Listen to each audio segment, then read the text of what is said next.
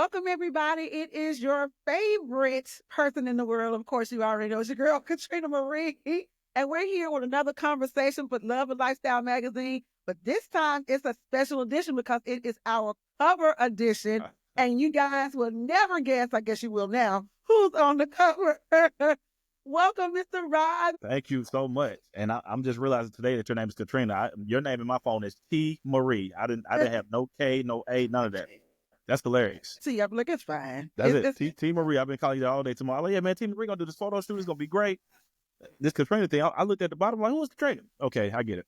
So T was short for Katrina. Like, cannot get people to transition to that. So I put it up there like, hey, this is a new thing. They're like, girl, we don't know no Katrina Marie, but we do know T. Marie. We'll stick with her. No, don't switch up. Don't switch up. Don't come on now.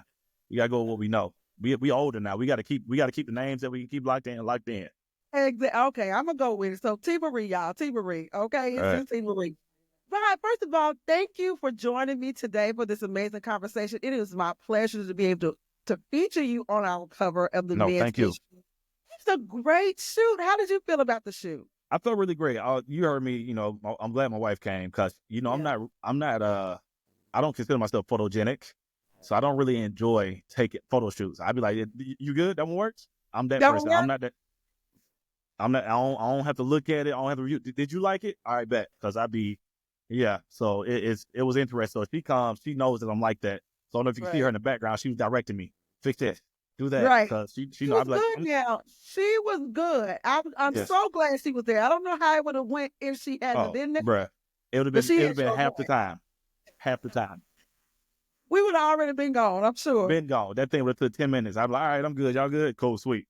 So yeah. I love that, man. And I love the opportunity and your staff is so nice. The makeup artist and the photographer, they were such beautiful queens and great at what they did. And it was very comfortable. And I love the outfits that they chose out. And I just enjoyed it, man. I'm very thankful that you reached out to me, because I'm at that point now where as I'm meditating and manifesting, I'm like, these new things that are coming in my career right now, because I'm still just starting, what I'm saying? I'm still fairly new to a lot of this. So everything that's coming now is still new.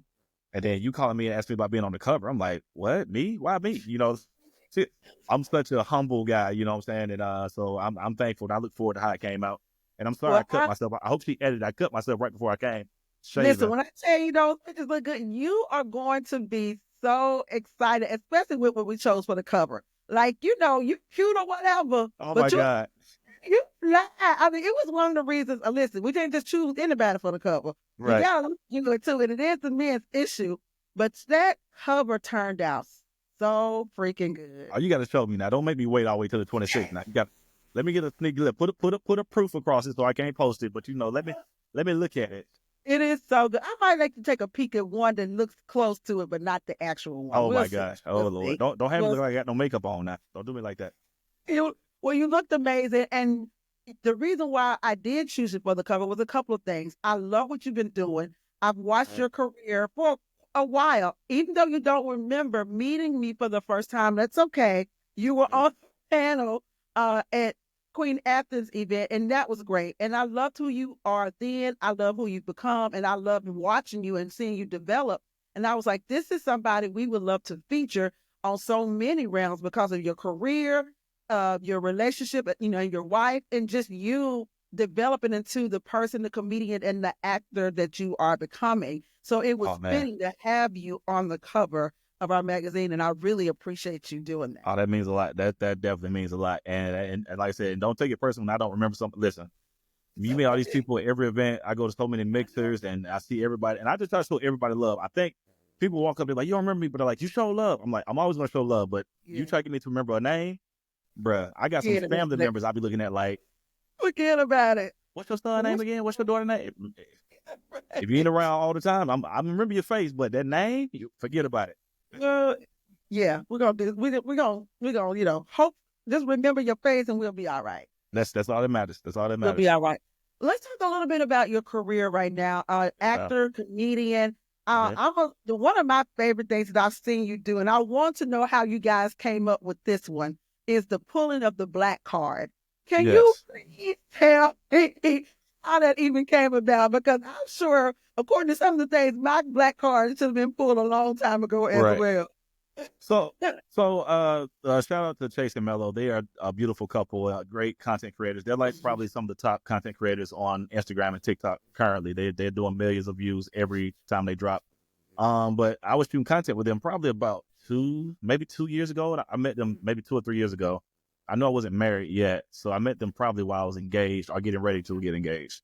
So it might have been at least 2 or 3 years. But we started filming together, and I'm 10 years older than everybody. That's funny how everybody starting to look the same now. But I'm 10 Right. years older than yeah. So like I'm 10 years older than them, and I would be talking to them about things from like TV shows and movies or slang from a popular classic movie, and they would just get quiet, I had no idea. and I'd be like, "Why y'all don't never know what I'm talking about?" Like, and then Chase is a way better shooter than I am. He's very great with editing and producing content, and I kept telling him, I was like, "Yo, man, you should do something where I take your black card because you'll never know what I'm talking about." And he's a very studious guy, so he's like, "Let me think about it." And it took him a long time. Then finally one day he's like, "All right, maybe we're gonna do it." And I was like, "All right, let's go." And we did that first one where I think I made some movie references, and it just went bananas viral. It was just viral on TikTok, viral on Instagram. People reposting it. Some celebrities reposted. So it just went great. And so I think now we're probably about 16 to 18 in.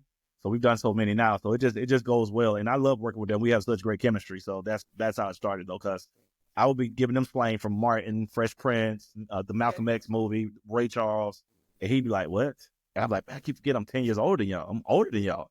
I could be y'all uncle." Good job. That's right. Not your Right. parent. Your Not uncle. your daddy, but your uncle. There you go. You're- it is so good and it's so relatable, just like you said, because some of the things you would say, you'd be like, wait a minute, I think my black card should be pulled too on some of these, because I'd be Oh, like, absolutely. but there's just so many things that I hadn't seen. If you would believe it or not, I have never seen Baby Boy, ever. Lord, Lord, go sit down, Flash. Go sit down. Go sit down. You're killing me. Yeah. I mean, just turn to BET. I'm sure it's on right now. Just go on. It come on so much, and it's if you go to Walmart, if you go to the back by the TVs, I guarantee it's a DVD for sale for $2. Like you can get it. It's not hard. It's a great movie. It's a classic. Which I don't want to see that, but everybody says, now listen, if you've never seen Baby Boy, you are really not black. Correct. That's And I'm because black. it comes on. It comes on BET every day. Every day. There's like they got everything. They all the programming and all the programming gonna end with Baby Boy coming on. It's insane. Let's get a rundown of your career, how you got started Uh-huh. in the business. Where you're from? Like, give us a little background on Rod. Well, I'm from Montgomery, Alabama. I marched in band all my life. My grandfather played trumpet. So I played trumpet, just inspired to be like him. So he kind of sat with me while I was in seventh grade. He played by ear. So I probably was technically a better reader of music than him, probably within my first season playing. But I just enjoyed spending time and playing. And the trumpet led to going to high school and being a drum major. Then drum major led to me getting a scholarship to go to Stillman College to be in the band. I marched drum major there as well. And I did my first play in college under a guy named Dr. Wari. And then he was like, "Yo, man, you're not normal. Like you're different. You got like a natural stage presence." And at this point, I'm a senior. I'm already about to graduate. You know what I'm saying? And he's like, "Man, you should do something." And he recommended I go to this college called AMDA, which is American Music and Dramatic Academy. Once I graduated, and I Okay. auditioned, I got in, and then at the time there was an organization that was supposed to give me a full scholarship. I won't name who they are because they're very popular, and they backed out. And without them giving me the scholarship, I couldn't afford to go. So then my cousin was like, "Yo, why don't you move to Atlanta? This is a hot spot, for entertainment. You can come up here and kind of check it out." So I moved to Atlanta, kind of hit the ground running. I went to all the networking events, all the auditions, any meet and greet, every movie premiere. And I just started doing some of everything. And then I had like lots of things that kind of fell in place. The first job I had here, I was selling, I was a product demonstrator for the Home Shopping Network, which what that is, What? you ever been to Sam's Club or JC Penney's? Yes. And it'd be like that Yes. red stage with the light flashing. I was one Yes. of those guys. So I did that for a Wow. year. And then I went corporate for a couple years. And then once that ended, I booked my first play. That led into my second play.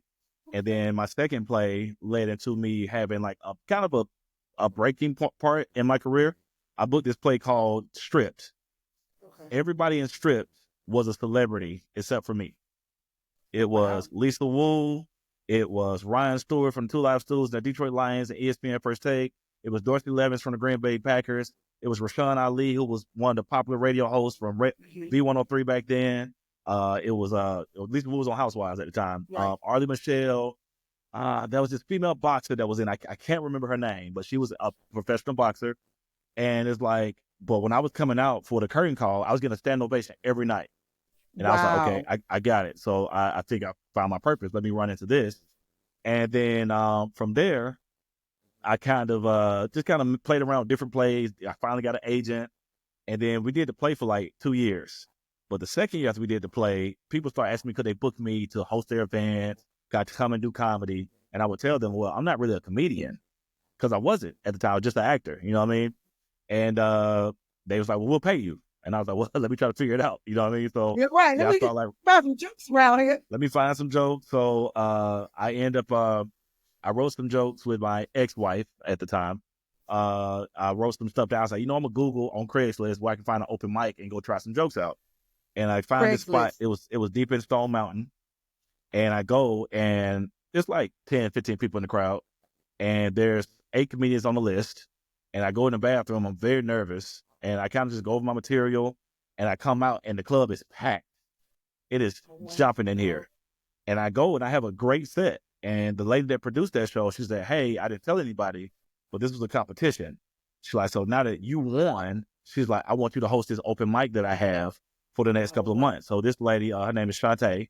I can't remember her last name, but she booked me to host this open mic for like 4 months, which was kind of a blessed moment, because when you first start comedy, you just kind of jumping around and begging different comedians, hey, can I get 3 minutes? Can I get 5 minutes? Can I get 3 minutes? Yeah. Here I am, the first week of my career, and I have my own room.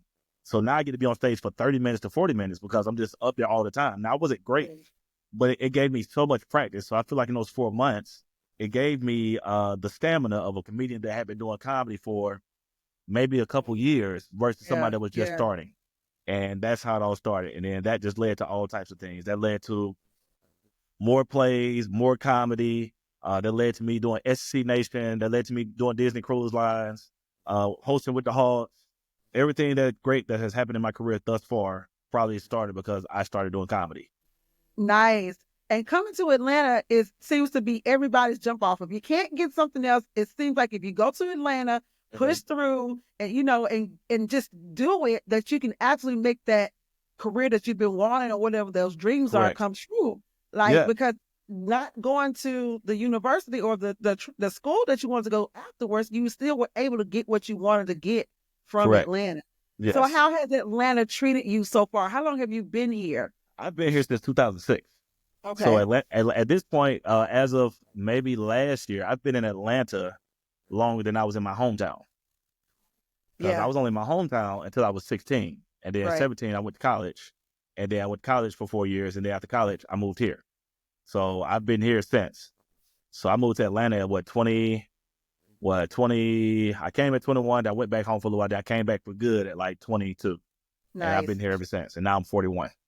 Look at you. And Atlanta it looks good on you. You've done some amazing things. And I just love seeing you develop until who you become.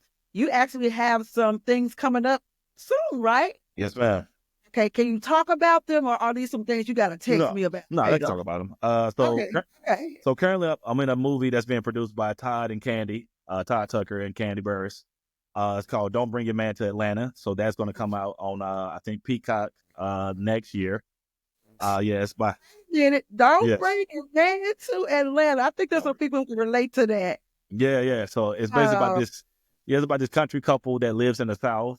And then the husband with the boyfriend gets a promotion that sends him to Atlanta, but he's country. He's never seen anything like Atlanta. You're from the country. Atlanta is like an experience. Of course. He gets to see the ins and outs and the do's and don'ts of Atlanta, and while also being engaged. So it's kind of it's a good drama. So I'm working on that. So that's in production probably for the next week or two, and then it comes out next in the spring of next year. And then I'm also producing my own comedy special here in Atlanta, December the 19th. At the Atlanta Comedy Theater. So I'll be shooting that. So I hope y'all can come. I want to pack it out. It's going to be nice. Everybody's going to be dressed nice. And we'll have a good funky time. And it's going to be with the professional lights, professional sound. And then I'm going to push it on through all my social media outlets. I love it. So what date is that again? Because we want to get December 19th. It's the Thursday before Christmas.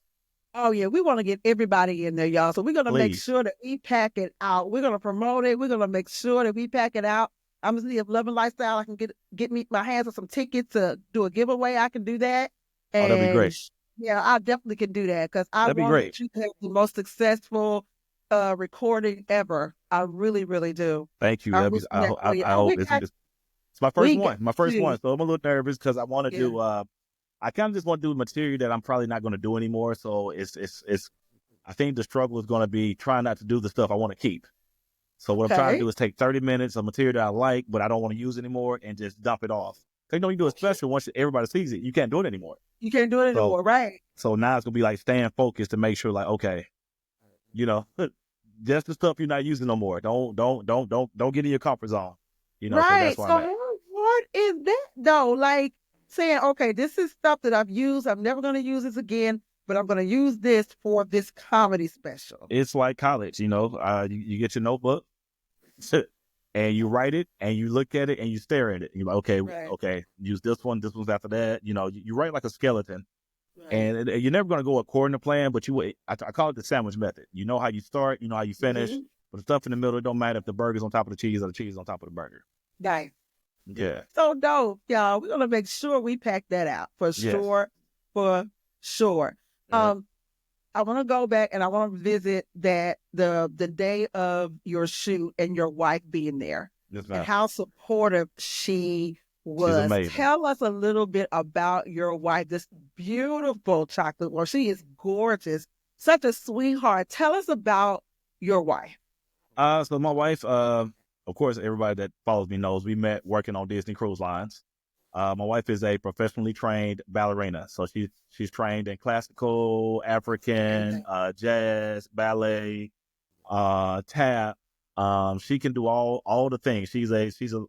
Literally a walking ballerina. We met working on Disney. I was the adult MC, and she was one of the dance on the dance team, and she also was friends with Tiana. Friends with Tiana, and Yeah. I guess that's where our love story started. And then we was like, all right, I'm like, we're gonna go home and keep the story going.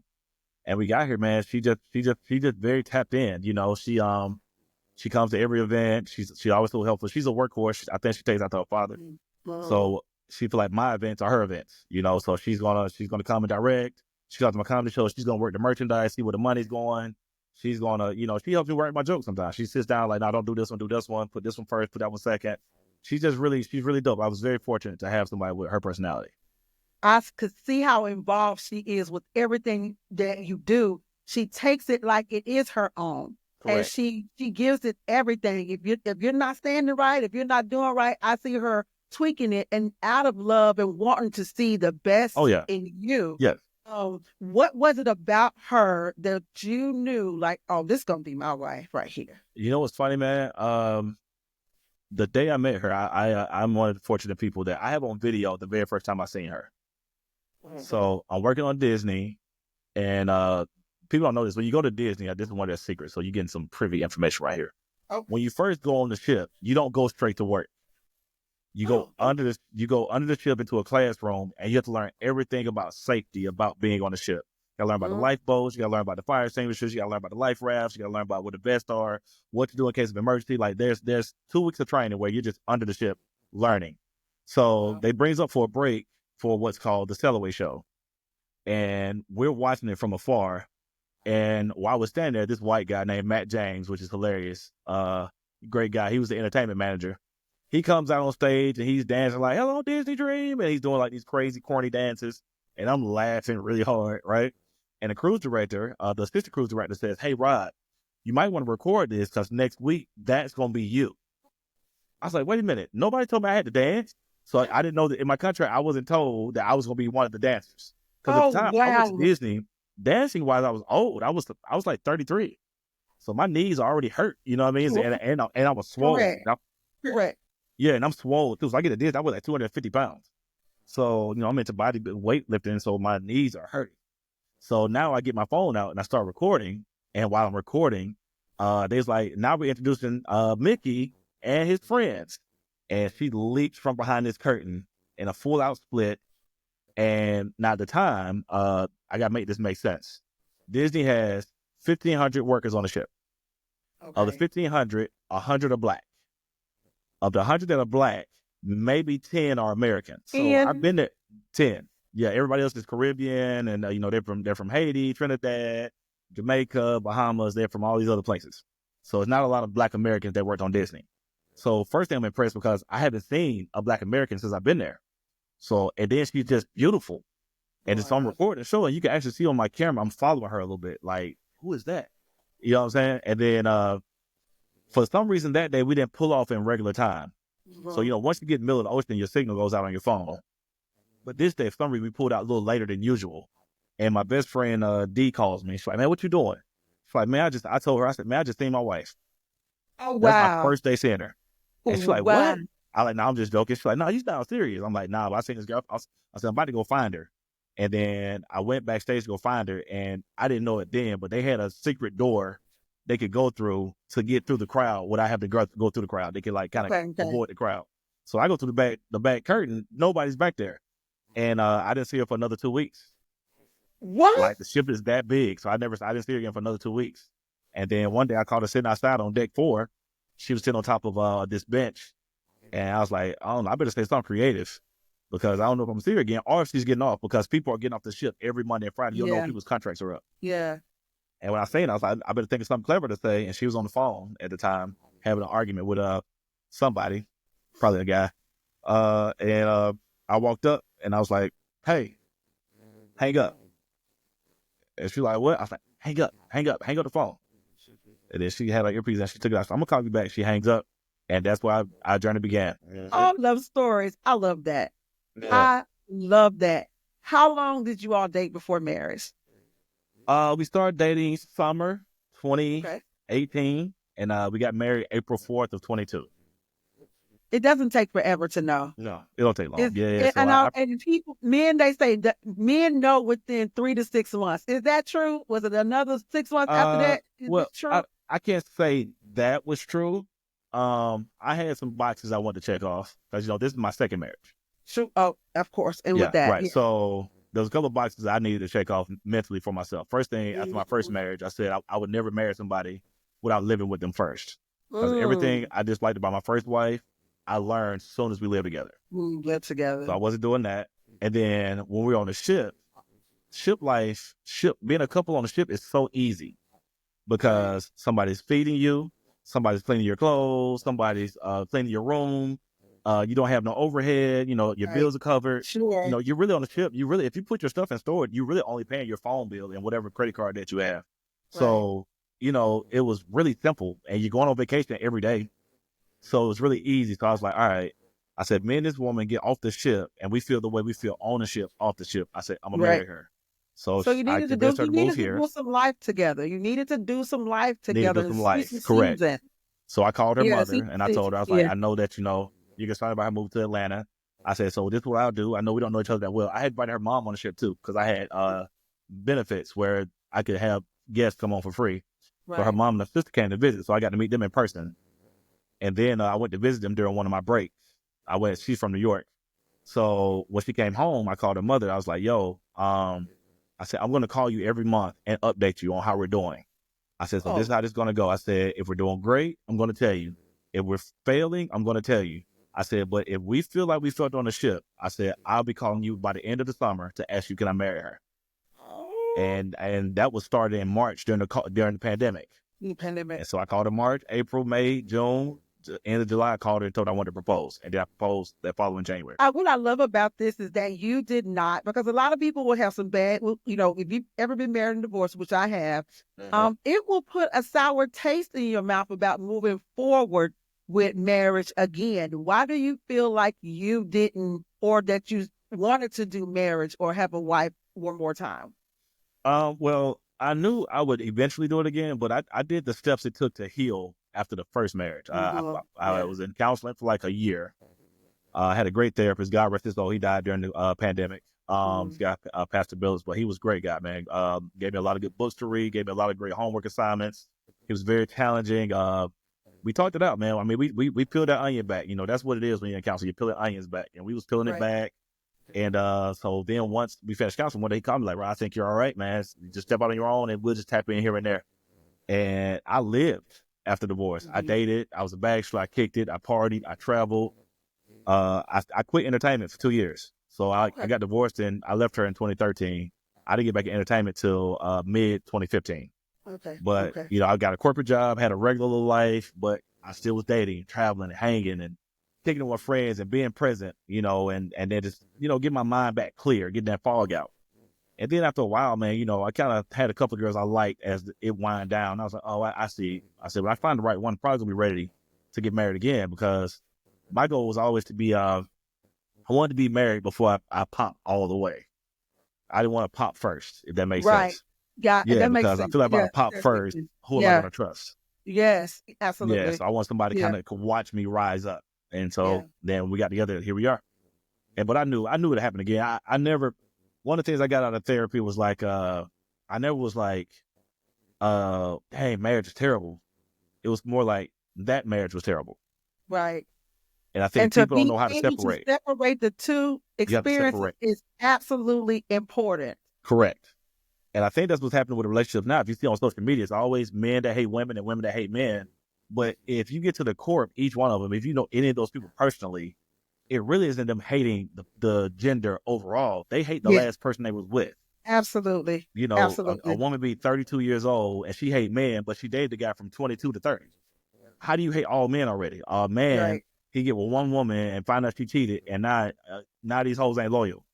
It's like you dated one unloyal girl. Like you Right. don't know what the next one's going to be like. So when you learn to separate those things, it don't make you bring that baggage to the next person. Do you feel like if you had to date in this era right now, that you would be equipped or be ready or even want to date? Or what would be different in dating in this era? Because dating now is really difficult. Yes. And do you think you could do it? And what do you think it would take to do it successfully? I would just do this. I wouldn't change anything about the way I dated. I would date now the way I dated back then. And if I couldn't organically match with somebody, it would be the same way when I didn't organically match with somebody back then. So if we weren't equally yoked in conversation, we'd stop. If we had some vibes, we continue. I think that's what people are missing. They're so into the ambiance of dating. Just like, a lot of these people that got divorced really fast after, pandemic and stuff like that. It's like they're so in the ambiance. Oh, the first date cost $500, or our first trip was $1,000, $1,500, $2,000, Right. or he took me to this bar and bought a steak for me and my homegirl. I was like, yeah, that stuff is cool. That's I hate to say this, man, but nobody hears it. I was like, when a man has disposable income to do these random things, it's still transactional. If It's he can still afford to give you transaction. $1,500 for your sections, knowing that he gonna get to smash, he will drop that $1,500 because he can smash faster.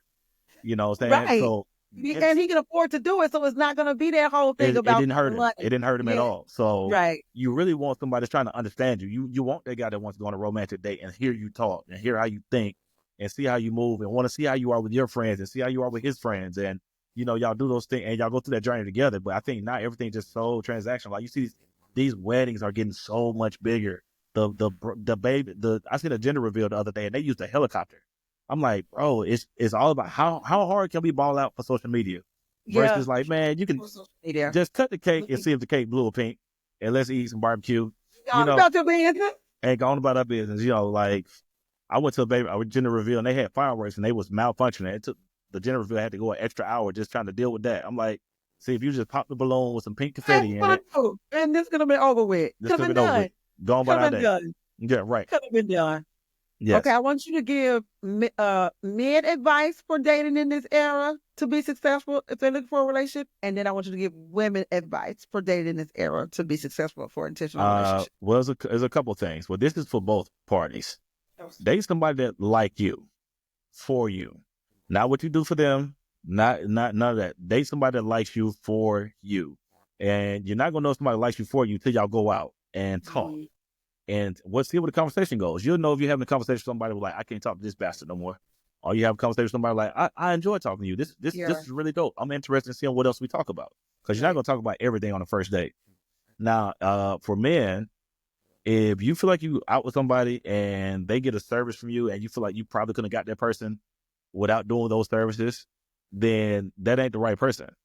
You know what I'm saying? She's with you because of your status, what you have, what you're driving, where you live. And she'll leave you for somebody that has two of those. Yeah. So think about that when you're out here. Or if you're okay with that, then rock with it. And as far as women, man, like don't stop trying to. I think they build these barriers of what a guy must have. They have this checklist, and I'm not saying like you need to date a slob if you got to be attracted to people. I don't care what nobody says. Men and women need to be attracted to who they go out with, but it can't be this. Oh, he got to be 6'5", and he got to make this much a year, and he got to drive this kind of car, and he can't have no kids. And I've seen women with kids and the dude can't have kids. That's insane. Or the first date got to cost at least this much. Man, you don't know. Your first date could be something simple as meeting at a baseball game, going to the Hawks game, or y'all could be walking at Jazz Fest, or y'all might meet at a bar. I know a couple right now. This lady has a really successful podcast called the Cocktail Podcast. Her name is Vadina. Her and her guy, they've been together for a couple of years, and their first date, they both went to a bar by themselves and end up having an organic conversation. Now they've been together for 2 years. Yeah. But if she wasn't open-minded, like, oh, this ain't no date, like, you need to spend some money on me. If you need to take somewhere that costs $1,000, then now you don't have this great companion that you have. Just be open-minded. Let the guy, let him play out the first outing and just see how it goes. You might have a good time. You just don't know. It's kind of like the 90s movies. The first date was always like something cute. Somebody went to a carnival. Yeah. They went to the fair, or it was like, hey, I'm gonna make a picnic, or people did cute stuff. But now it's like, take me out to a bar and spend $1,000 and buy me some hookah. And two of my homegirls need to come, and that's insane. Just be open-minded, be optimistic, and it's. I think people hear when you say that, they be like, you got to lower your standards. It's not lower your standards. Just be optimistic. If you like them, great. If you don't, move on to the next. It's okay. And I tell women, don't put your eggs in one basket. While you're dating, date properly. So you meet a guy on Monday and you have a date on Wednesday, you need to still have that date on Wednesday. Okay? Right. Exactly right. And keep your rotation. Keep your little roster. I ain't saying you have to smash everybody. That's up to you and your preference. That's right. But don't cut everybody off until somebody moves so far ahead of everybody else, they make everybody else fall off. Yeah. But I think like what happens, women go out with guys, oh, I had so much fun, so let me see what he's talking about. I tell people, nobody is 100% single, ever. Nobody. Right. Not men, not women. There's always somebody they're talking to. There's always somebody they're flirting with. There's always somebody they can mess around with whenever they want to. So you might as well keep your roster like it is. But then you'll know when it's time to cut it off, because a person that wants to be with you don't want to give you any time.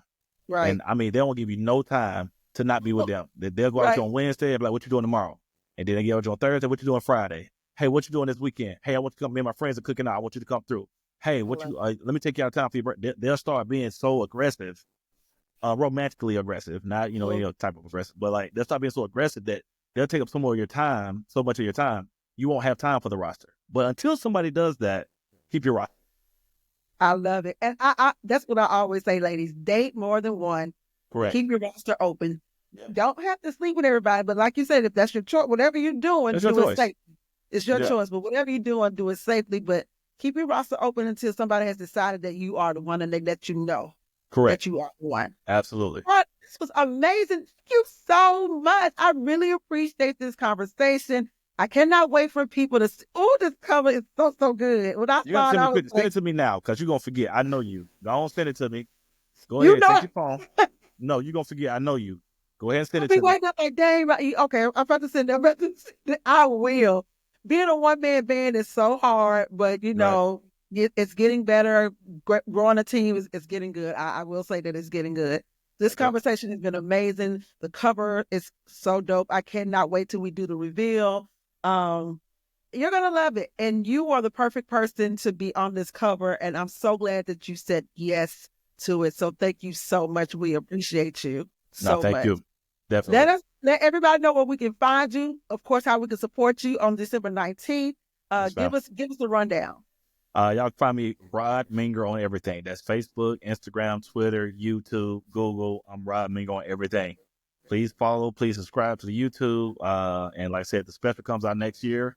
I'm definitely going to be promoting it very heavily. So I look forward to y'all checking that out. We are excited. Thank you so much. We are so excited. Thank you for joining me. I appreciate everything. No. Don't you hang up until you pick up that phone and send me that picture, because you're going to forget.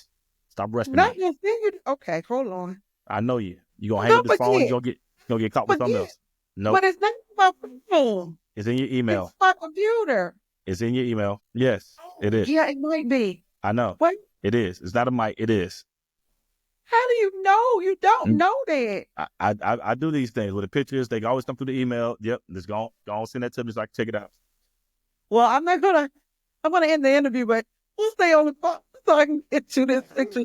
You guys give it up one more time for Rod Minger. Thank you so No, much. thank you. We're Thank you. excited and we love you to the moon. Anything we could ever do for you. Love and Lifestyle is here. The radio show is here. We are here at your disposal. We will definitely make sure that we support you with all things we have. No, Thank thank you. you. Please bring the whole crew to the show. Tickets gonna be cheap. All right. Pull on up. Everybody, our men's cover person, Rod Minger, everybody. Thank you so much for joining us. It's the Conversation to Cover edition. We'll see you guys next time. It's Love and Lifestyle Magazine.